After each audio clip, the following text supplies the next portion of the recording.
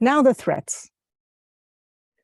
We're talking about if this is the most fundamental relationship on earth. It's not between Allah subhanahu wa ta'ala, as I said in the beginning, does not start between parents and children or with Sayyidina Adam and a group of men that are going to come down and rule the earth first. It doesn't start that way. It starts with a man wa zawjuka, the way it addresses Sayyidina Adam. Anta wa zawjuka, you and your partner or your wife. That's how everything starts, okay? So, as we proceed in our study of the Quran, then we realize Allah subhanahu wa ta'ala showing us how this fundamental relationship becomes distorted, becomes tainted, becomes broken. And the very first narrative that we run into after the story of creation, or the narrative of creation, is that of Bani Israel. And what happens in that story, for those of you who remember, the males are killed and the females were allowed to live, right? So the abuse of women by oppressive regimes in times of war, and I know, and it breaks my heart when I was writing this, that you are all too familiar with this particular kind of destruction. And it breaks my heart, because you of all women will understand this one. And it intensified in the case of Bani Israel, because the men are incapable of defending the women. So the trial is multiplied. And we see what happens to communities when the males are separated or they're killed. We see the imbalance that it creates. We see the pain that it creates. We see the difficulties it creates, not only on an emotional level for women and male survivors, but the physical and economic and social anguish that this causes. So the Quran draws our attention to political division. This is the first way after that narrative of creation, how men and women are separated. The second is sihr. And I didn't want to put magic, because sihr is something more than we think of as magic. It is, in the Arabic language, it is separation, it is discord, it is absence, it's distancing. And yes, it is calling on other powers to help, disbelievers do this. But it's also all of those other things. And so in the times in which we live today, yes, there's some people who still practice that stuff, but also even without the supernatural, we can see how some people are not vested in keeping men and women together, and they cause more problems than they should. So we know the Quran tells us that in time of Solomon, a party of those who had Sayyidina Sulaiman alayhi salam, a party of those who had been given the book neglected the message and followed the shaitan. They became immersed in magic. And what do we read? Including what would separate between a man and his wife. Al-mar'u wa zawji. Okay, so again, here we're seeing that fundamental relationship being tested. The angels, Harut and Marut, essentially taught people how to cause discord between a man and his wife, eventually leading to their separation. However, we have this caveat in the Quran that neither man nor woman can be harmed without Allah's permission. And turning to him, obviously, inshallah, means protection. So that's the second way that there's a destruction of this relationship. The third is through sexual deviation. So the Quran makes basically two distinctions here.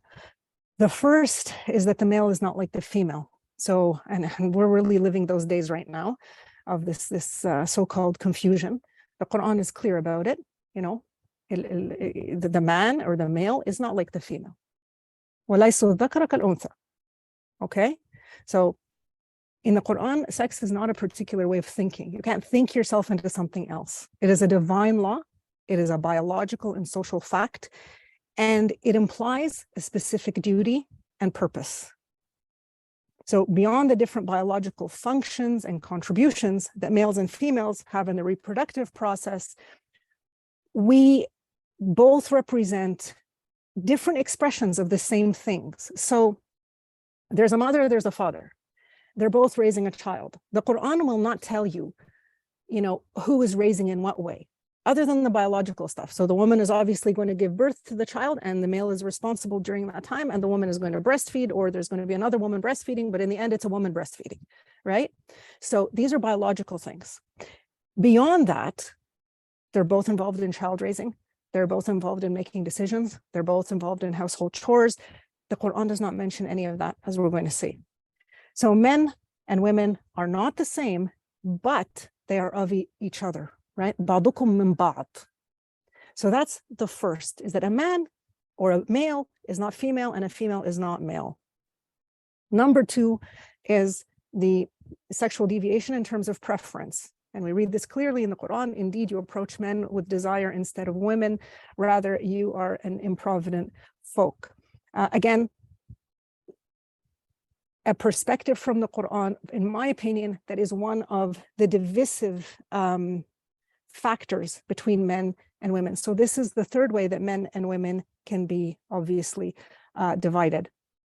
The fourth is divorce that transgresses boundaries, right? And the Quran spends a lot of time talking about divorce and how divorce should happen.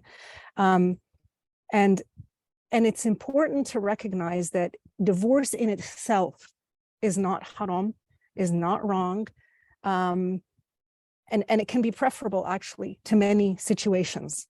However, the Quran is adamant that it has to be done within specific guidance, with a specific spirit, and it's a very, very generous spirit, right? So all of the almost all of the regulations regarding divorce are actually aimed at men. I don't know how it ended up in fiqh that most of it fell on the women, because the Quran is talking to men. It is a direct address to men to ensure that they receive and they understand what Allah subhanahu wa ta'ala is saying. And it is clear in the Quran, clearly stated, not on one occasion, but several, the word hudud, or the limits of Allah subhanahu wa ta'ala, are mentioned 14 times in the Quran. 9 of those 14 times have to do with women in cases of divorce, where Allah is telling them, do not transgress my boundaries. And it's telling them, if you ignore it, it is at your peril. So listening to Allah's guidance when it comes to divorce is paramount. We also have, when it comes to divorce, and I do not believe, by the way, that zihar, which is a practice in the pagan times, where a man would say to his wife, you are like the back of my mother, which was a huge insult. Okay, a lot of the fuqaha considered this divorce. I do not consider it divorce, because divorce is not a sin. Zihar is. There is an expiation for zihar. There's no expiation for divorce. And so the idea that it's divorce for me is incorrect. So we read in the Quran, and those who impose zihar on their women then retract what they said, must free a neck or somebody in bond. This is literal translation, fakku raqaba, and it's a very important one. I'll tell you why in a second. Before they touch each other. As such, you are admonished, and Allah is with what you do aware. And if any cannot do this, then fasting 2 months consecutively before they touch each other. So he who cannot, then feed 60 in need, such that you may believe in Allah and his messenger. And these are the boundaries, hudud Allah, and for the disbelievers is a painful torment. Look at how Allah is protecting you. Look at what happens when a man is mentally abusive. There's an expiation for it, and it's a very big one. Right? And it's up to us to have the equivalencies of those today. When we're hurt by something, when something is so heinous that it becomes impossible for us to want to engage in intimate acts with our husband. So what does Allah do? In this particular story, right? The woman, and there's a whole chapter, a surah in the Quran named after her, Mujadila, right? She was Khawla bint Thalaba, that was her name, but we don't have her by her name because the Quran does something beautiful. When it doesn't name somebody, it talks about an instance or an event in a way that any woman can plug herself into that situation. I'm not going to give you a name because this is something that can happen to anybody. Adam wa zawjuka, the wife can be anybody, plug yourself in. This is your husband, plug yourself in. Okay? Mujadila, plug yourself in. Al-Mumtahana, plug yourself in. Malikat Saba, plug yourself in. No names. The wife of Pharaoh, plug yourself in. When he gives us a name like Maryam, oh, you can't plug yourself in. You could just learn. You can learn a lot, you can apply, but you can't plug yourself in. There's a huge difference, right? So what happens? Allah's trying to protect us. If you are going to be insulting like this, there is a price to pay for it. And this is the gradation of the expiation that you have to carry out before you can touch that woman. And notice something. The woman cannot of her, by the way, it's his wife that negotiated the ease. You know, she kept saying, well, he can't do that. Well, he can't do that. So subhanAllah, she had mercy on him. So he kept giving him options of what he could do to expiate the sin, right? But notice how, subhanAllah, you know, even she has to put up with the expiation. She can't turn around and say, oh, no, you know, I forgive him. Let's be normal again. No, because in the expiation is a benefit for her in the long run. You know, if she can be patient for him to follow through with 2 months of fasting or with giving up some, obviously, of what is his wealth, which is family wealth, to take care of these needy, she will be in a better position. So she has to be patient as well, right? And that's not the only time where men are being reprimanded like this in the Quran for their behavior. And it's for the protection of women.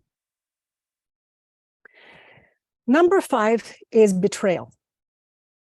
And this is undermining Allah's guidance. So the 5th way that men and women can be separated is through either one of them, male or female, betraying. And to me, the betrayal in the Quran, and I'm saying to me because you will not find this mostly in fiqh, is nushuz, the understanding of the word nushuz.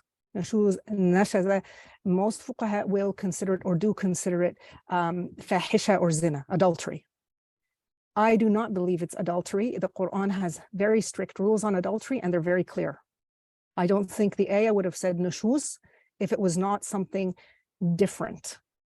So if you read the entirety of the Quran and you focus and you look at some of the sunnah and the hadith, to me, nushuz can be understood as the overt or covert undermining of Allah's guidance, leading to marital, familiar, or communal destruction. Why do I see nushuz that way? Well, because other than that, there's nowhere in the Quran that really addresses, what if you marry a believing person and then they turn rogue on you? I mean, you followed through with the Quran and the Sunnah. You cannot marry except a believer, right? So you marry a believer, but then they're not really practicing. And if you read the Quran, you will see that it comes after the expectation that those women owed and deserving of the support, right? Those deserving of that kojem are righteous, devout, and protectionist of the sacred, or they guard what should be kept sacred or secret, right?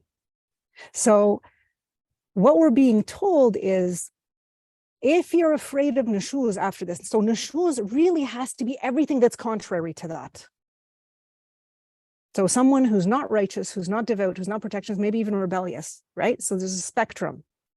So we marry believing people, but then how do we deal with those that betray? Now, why I'm telling you this, why I'm saying it is nushuz, which I know can get me into heat with some fuqaha, but I think it's a stronger argument, is the fact that a woman is permitted to stay in her marital home, despite the fear of nushuz, right? So that that's not the case with zina or fahisha. With the case of zina or fahisha, we will read in the Quran, "O you Prophet, if you divorce women, then divorce them in keeping with their prescribed periods and calculate the period and heed Allah and your Lord, and do not evict them from their homes, nor are they to leave unless they present an open lewdness, fahisha mubayyana." And these are Allah's boundaries, and whoever transgresses Allah's boundaries has committed injustices against their own self. You are not aware, perhaps Allah will bring about after this a new matter or command. So you can see that in the case where there is a fahisha, where there is adultery, that the woman no longer has the right to the marital home. Whereas with nushuz, she's still in the marital home if she's married, okay? So nushuz is therefore a disobedience of Allah and a betrayal of the familial and communal trust. And it can happen on the side of woman and man. Later in the surah, we see that, if a woman fears nushuz on the part of her husband. So it goes both ways. And we have also to bolster it even further, and I'm not going to spend too much more time on this, is an example in the Quran where the Prophet himself is being asked, why do you forbid what Allah has made permissible for you, seeking the approval of your wives? And Allah is the grantor of forgiveness, giver of mercy. Allah has indeed ordained for you the dissolution of your oaths. He's talking about divorce. And Allah is your guardian, protector, and He is the knowing, the wise. So Allah is asking the Prophet, you have this option of divorce. You can dissolve a marriage, but you're not doing it. And so he continues, when the Prophet disclosed this is the case, this is what had happened. Again, we're not given any names. So all of this conjecture of what actually happened and who said what and what was the case is not important from the Qur'anic perspective. Don't lose sleep over these things and arguments and debates. Go with what the Quran is telling you, because if you don't, you're missing the point. You get lost in, I wonder what it was. What did she disclose? Was it the case of the honey, or was it the case of the affair she thought he had? We don't know. And if you don't know, it's conjecture. So just stick with what the Quran is telling you. All we know is that the Prophet ﷺ had disclosed something to one of his wives. And then he told her that Allah subhanahu wa ta'ala had revealed to him that she had disclosed it to another of his wives. And the Quran then reprimands. If you turn in repentance to Allah, your hearts are indeed so inclined. But if you unite against him, truly Allah is his guardian, and Jibreel or Gabriel and the righteous among the believers and the angels after this will also vindicate him. Perhaps if he divorces you, his Lord will exchange for him better spouses than you. Muslims, see, everything that's opposite nushuz. Muslims, believers, devout, repentant, worshippers, generous, previously married, and virgins. Okay, so, and just notice a cute little thing, and Allah subhanahu wa ta'ala puts the previously married before the virgins. It's actually very interesting prioritization of preference, subhanallah.